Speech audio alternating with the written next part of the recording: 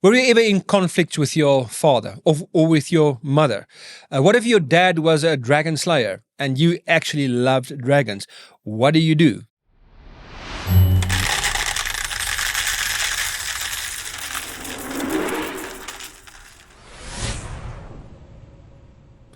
Well, I'm Rudolf Buerta. Welcome to the Agora, the place where faith and culture meet. A few weeks ago, the movie was released, How to Train Your Dragon. It was a remake of the 2010 version, a very good one with live actors, and it was really a thrill watching it for a second time, although now in real form with real actors. Gerald Butler in the role of the father of Hiccup, the Viking dad, was really, really tremendous, I think. But what can we actually learn from this movie? It's in the backdrop of this Viking village called Berk, and the movie starts out with the danger of looming dragons over the horizon. Dragons were always, there's this history of wars between the villagers, the Viking villagers of Berk and these dragons. They were always killing each other, historically speaking. And so Hiccup, the main character in this movie, is a young Viking boy. He's sort of a failed inventor, but he's not like all the other Vikings. He's a bit different, and to his dad's embarrassment. This movie is very much actually about father-son relationship, or parent-kid relationship, if you will. It's not only about the dragons. The dragon war is sort of the backdrop, the window dressing, but in the forefront is actually the relationship between a father and his dad. So Hiccup, that's the name of the boy, and the main gist of this movie is actually about this relationship. And if you look at it relationally, the movie consists sort of in 4 phases when it comes to this relationship. The first phase is a relationship of disappointment. A disappointment by Hiccup's dad with himself. So Hiccup, the name Hiccup is very symbolic in the movie. Hiccup is, well, just what it is. A hiccup in his dad's eyes. His dad is a traditional warrior. He's a traditional, historic kind of Viking. He hates dragons. We should make war against dragons. But Hiccup is a little bit different. He's also a full-blood Viking. He likes the Viking history. He likes his own people. He loves his dad. He loves his mom, and he just wants to have a little bit of recognition by his dad. But he doesn't ever seem to get it.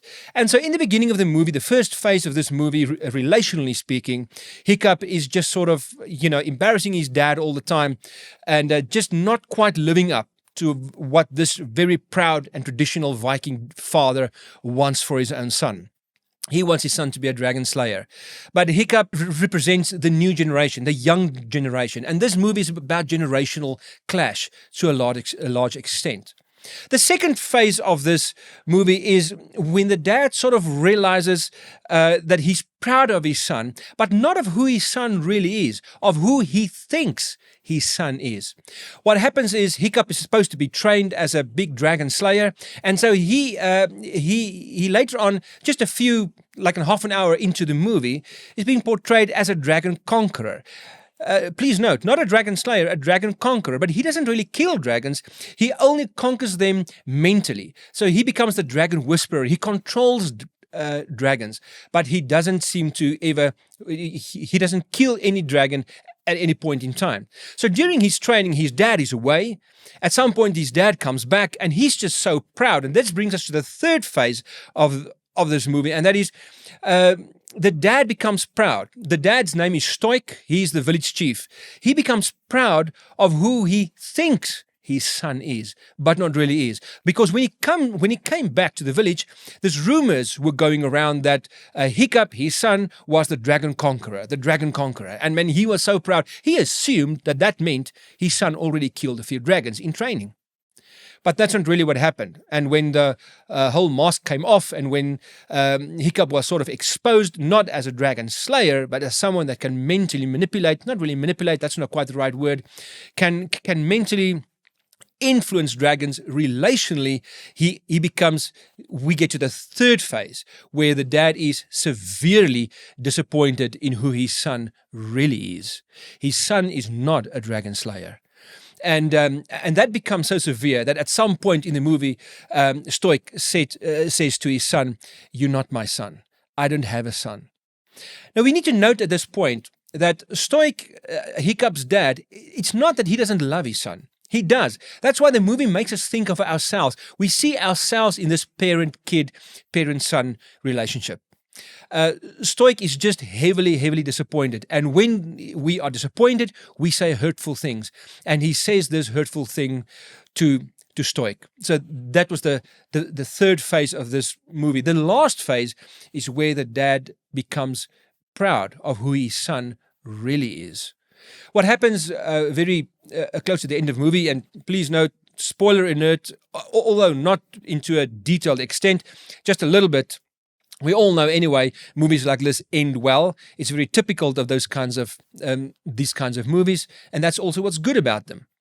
But in the end, Hiccup redeems himself in his dad's eyes. He does a really heroic thing, saves his dad's life, and at some point, Stoic looks at his son and he says to him, "Today I'm really proud to call you my son."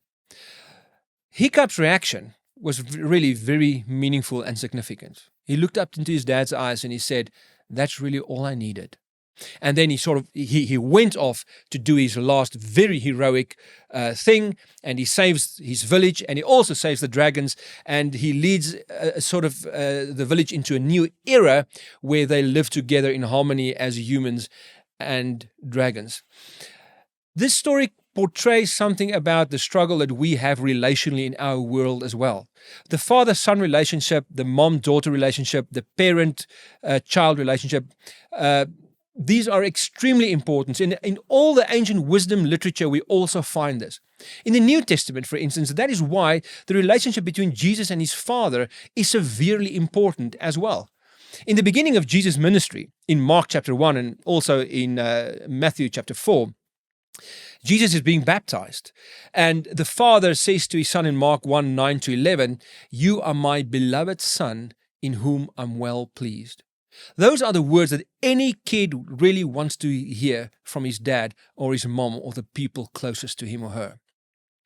And those words are very significant. Those words are being pronounced over Jesus at the very beginning of his ministry. At this point, Jesus hasn't done any miracle yet. He hasn't started his ministry yet. He hasn't preached any sermon. He didn't heal anyone. This was an unconditional pronouncement of love and an unconditional acceptance of grace that the Father pronounces over Jesus. "You are my beloved. I love you. You are truly and honestly loved, and I am pleased in you." Not because you've done anything yet, just because you are. Just because you're here. Just because you're mine. Just because of the fact that we can be in a relationship. Any one of us need a grounding relationship in which we find our identity. And Jesus has this from the Father. What is very also meaningful to note is just after this experience, Jesus, before he starts his ministry, he goes into the desert where he's being tempted by the devil. In Matthew chapter 4, it tells us that the first temptation, the first words that the devil utters are the words, "If you are really the Son of God, you will turn these stones into bread." We are being attacked in our society in terms of our self-understanding, in terms of who we really are. We are being we don't live in a culture that's really always conducive. There are a lot of good things in the culture, but our culture is not conducive for having a meaningful view of ourselves. So it makes us feel inadequate all the time. It makes us all feel sometimes like a hiccup. How do I really cope if my parents neglected me? How do I really cope if I haven't had the chance, like Hiccup had, to redeem myself in my dad's eyes? What do I really do? This is so severely important, and many of us don't get that opportunity. Many of us go through life, perhaps we're angry at something, perhaps we're just embittered people, and frequently the reason is that we never had this grounding kind of relationship where we were able to redeem ourselves in our parents' eyes. For people like us, we need to come to grips with Psalm 27 verse 10, where David says, "Even if my mother and my dad leave me, God would take me under his care." That's really a thing to think about. God accepts us through Jesus just the way we are. And that means that we can have a relationship in which we can ground ourselves, in which actually we are being grounded by God. We all need that kind of relationship. In a country like South Africa, 62% of kids grow up without a dad, without knowing who their dad is. And we can just think how much anger and resentment and contempt is bred when those realities are missing in our lives. What do you think about this? I would really like to see your comments in the comment section. If you like what you've heard, you can just subscribe to this channel, and so that we can produce much more of these messages that you can listen to. Until next time.